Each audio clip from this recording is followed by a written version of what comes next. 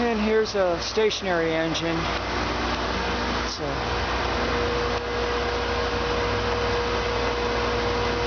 20,000 foot-pounds of torque. It's used as a generator.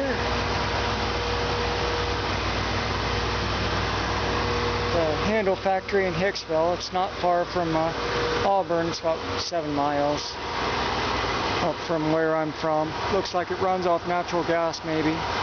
Or is that steam? Actually, that might be steam. Yeah, it's a stationary engine.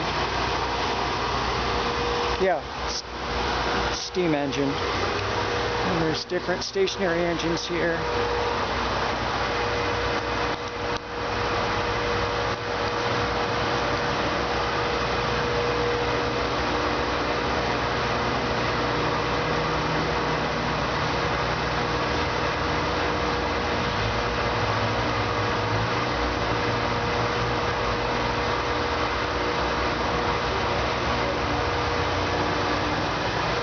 There's the crack it mentions on one of the spokes on the flywheels. But that can be welded, I'm sure, and tempered. This was the governor, where you get the term balls to the wall, so this would stretch out at maximum speed and it'd be spinning like that. Ball governor controls the flow of steam so you don't keep spinning and throw your engine apart, because the steam engine, as long as you keep up the steam, it'll keep going faster and faster, usually. That was an air compressor, very old, Ingersoll Rand.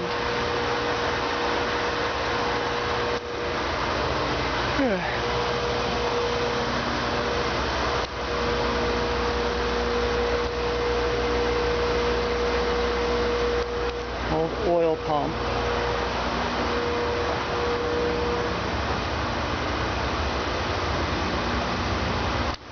That's a 50 horsepower engine, it says.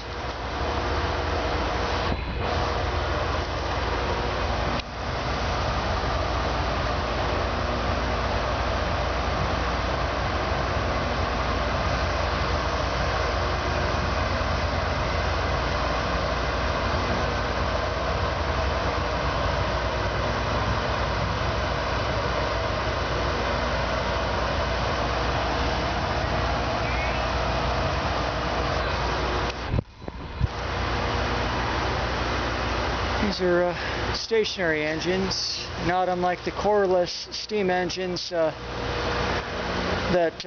Bass Foundry used to build out of Fort Wayne there when they were in operation a century ago. And there's a Buckeye engine in Lima, same place that the 765 was built. Buckeye Machine Company.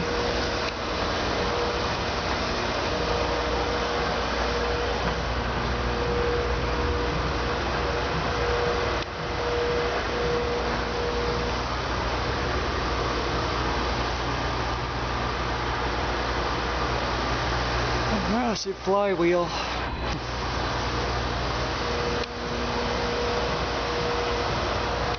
Air compressor. Wayne compressor, made in Fort Wayne, Indiana. That was on one of my videos. Well, Wayne pump. But that was on one of my videos before they tore the building down. I still have the combustion part where they make like oven burners and oil burners for industrial applications, like oil heaters for, you know, tar, for like road patching.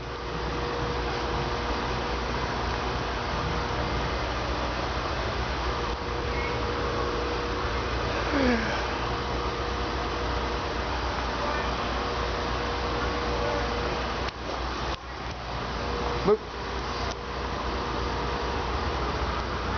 Not sure what that is. Might be oil, or it might... Not sure what's in the tank.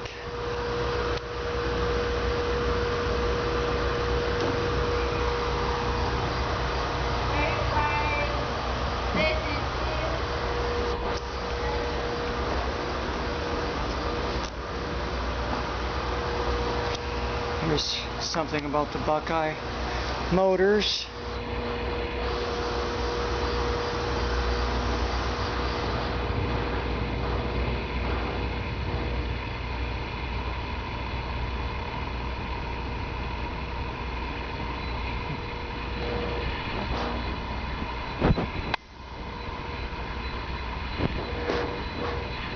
There's another stationary engine.